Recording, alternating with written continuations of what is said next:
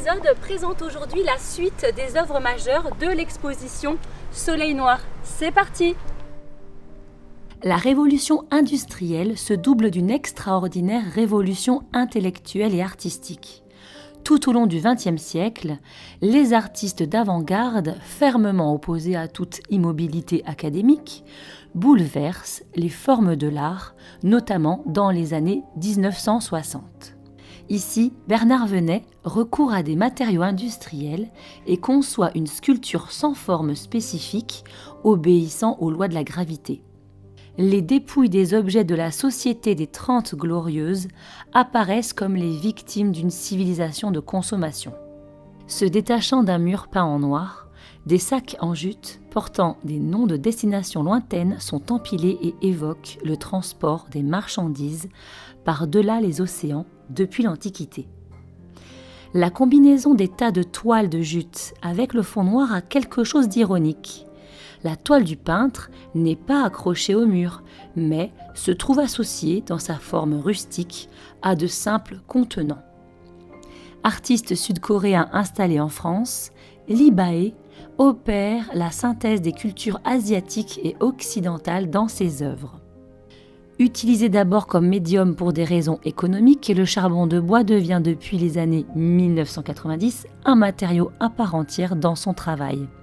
Pour ce tableau, Lee Bae joue de la brillance et de la matité du charbon de bois qui est éclaté en facettes miroitantes, collées et poncées. Une technique qui s'apparente à la marqueterie.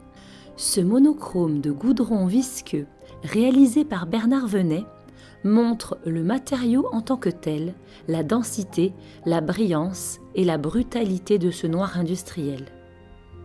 Armand et César dominent la sculpture en France dans les années 1960 en récupérant l'objet manufacturé ou celui que la réalité ou la rue ont su façonner. Ces artefacts sont alors introduits dans le champ artistique pour être accumulés ou compressés. Dans cette compression tardive, César écrase un capot trouvé à New York. Cet objet tableau se distingue par son raffinement chromatique.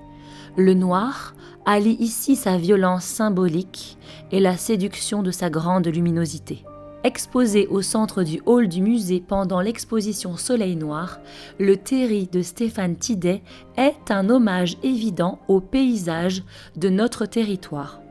Constitué de 2 tonnes de confettis de papier noir, arrangés de manière à évoquer les terris constitués des résidus de l'exploitation minière, l'artiste joue de la réalité, en déconnectant la forme du matériau, du poids et de la légèreté supposée du confetti, susceptible de se modifier au moindre coup de vent.